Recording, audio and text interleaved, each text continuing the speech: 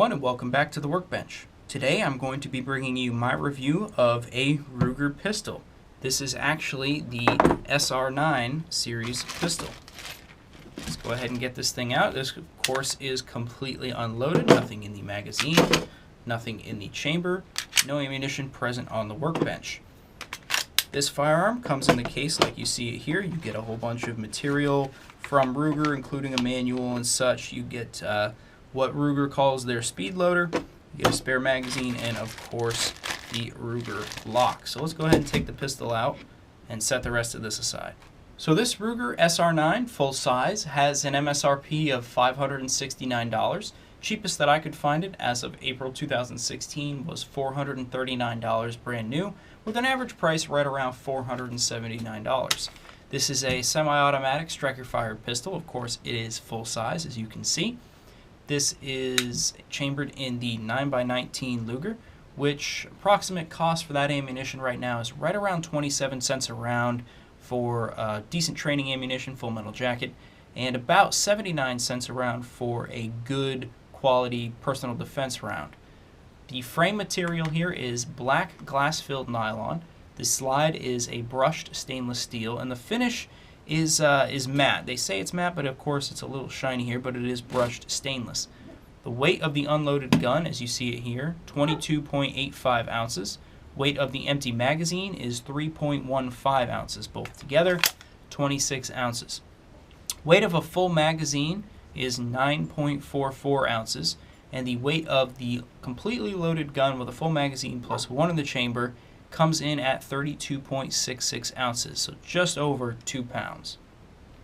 The overall length of this gun, as measured from the muzzle to the back of the frame here, comes in at 7.47 inches. Overall height, as measured from the bottom of the magazine to the top of the slides, comes in at 5.54 inches. Overall width of the slide is actually just under 1 inch, comes in at 0.98 inches. Overall width of the grip, 1.17 inches.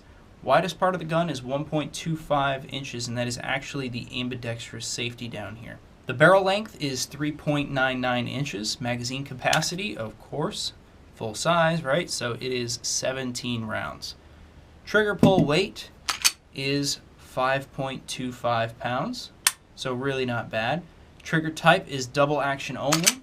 As you can see here, as demonstrated on the back, you can see the striker being cocked as I pull the trigger, and then it releases, drops forward. Sights on this firearm are a 3-dot drift adjustable front, windage and elevation adjustable rear. These sights are made out of polymer. Safeties on this gun. There is your manual frame safety here. White dot for safe, red dot for fire. There is of course your blade safety in the middle of the trigger, so a trigger safety. And this also has a loaded chamber indicator, which is very pronounced. Intended purpose for this firearm, not necessarily for concealment, but you can of course conceal a full-size firearm. It's actually not as difficult as people think. It all depends on time of year, what you're wearing, and what your body type is. So concealment, home defense, personal defense, this gun also could be used for competition or training purposes.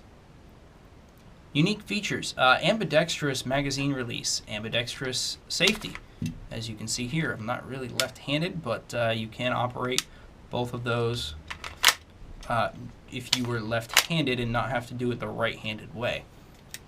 It also has a single-point Picatinny rail, so if you would want to attach a light or a laser or something like that, you can do that.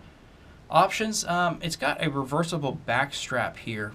Basically, you just pop this pin out, take it out, flip it around, and it's actually nice and rubberized. Feels very good in the hand. It's on the arched setting right now, and it feels very comfortable, although the flat, I'm sure, would probably feel a little bit more comfortable. Accessory availability, lights, lasers, whatever, you can put on the Picatinny rail here. Holsters, sights, magazine, extensions, and such. They really are out there, so if you were looking for something like that, they're very easy to find. So now it comes down to the meat and potatoes of this review, and really, what do I think about the Ruger SR9? I have previously reviewed the compact version of this, the Ruger SR9C, and in my video I was a bit critical of a couple certain areas, specifically the trigger as well as the capacity. I thought Ruger could have done a better job With the capacity, there were only 10 rounds in the SR9C, and it's not exactly a small gun. And the trigger for that, for some reason, I really didn't like it. I couldn't get used to it. You would think it would be the same trigger in this SR9, but I swear it's a different trigger in here, or at least in this particular gun. Everything on this gun is completely stock, so this trigger came straight from the factory, but it feels so much better. I really thought that I was going to hate this trigger, but it actually turns out at 5.25 pounds, it's actually one of the better stock triggers. I really enjoy the fact that the grip is large and of course can accommodate a 17 round magazine, but while it's long enough to accommodate that 17 rounds, it's really not that wide. Again, overall width of this grip is 1.17 inches, and on some other models we're into the 1.3s, even 1.4s, so it's not a very wide gun at all. That allows for people with, I would say, below average size hands to get a nice comfortable grip on this gun. With the back strap maybe in its flat configuration, it would feel a little bit more comfortable, but from here I've got, I would say, average size hands, and I can reach all of the different levers and whatnot, so ergonomically it's designed very nicely. The recoil with this firearm is incredibly manageable. It's not a very heavy gun, but the fact that it's full size allows you to get a nice good purchase on this gun. When you get your nice good purchase, you can really mitigate the muzzle flip that you get, and with the slide being as heavy as it is compared to the rest of the gun, that helps mitigate the recoil impulse that you feel at your hand. The things that I like about this SR9 are the things that I didn't necessarily care for on the SR9C. Capacity, I think 17 rounds is perfect. I think it's ideal for guns of this size. If you've got a gun this size and it only holds 15 rounds, I think it's slightly under capacity, because you can get 17 in something of the same size. I think 17 rounds is perfect. I also think the simplicity of this gun. I mean, yes, you've got a manual safety, which is ambidextrous, as is the magazine release, but you know, if you don't want to use it, you don't have to use it. It's just out of the way. It's very positive lock, positive unlock. It's just a very, very nice gun to use. The sight system, it's got two very small dots in the rear and one very large dot in the front, so when you're looking down the sight system, all of the dots appear the same size, which is very nice as well.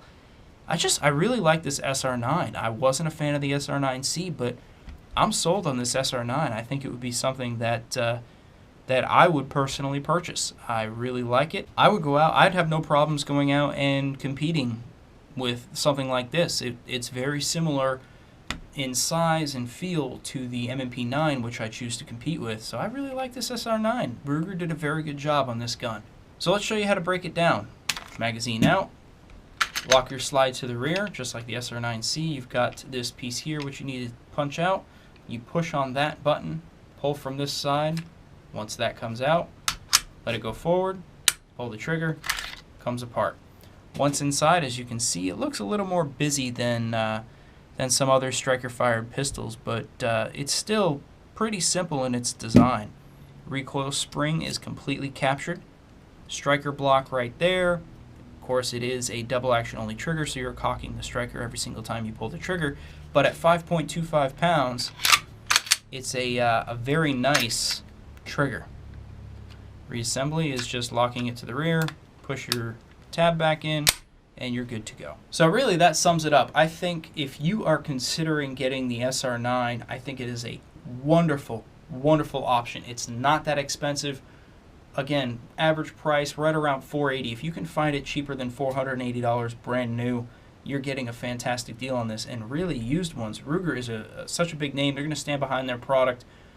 I would have no problems purchasing a used firearm. In fact, my very first ever handgun purchase was a used Ruger handgun. So I really like the Ruger name. I really think they did a very good job with this SR9. With that, I will say thank you all very much for watching. I will talk to you again very soon.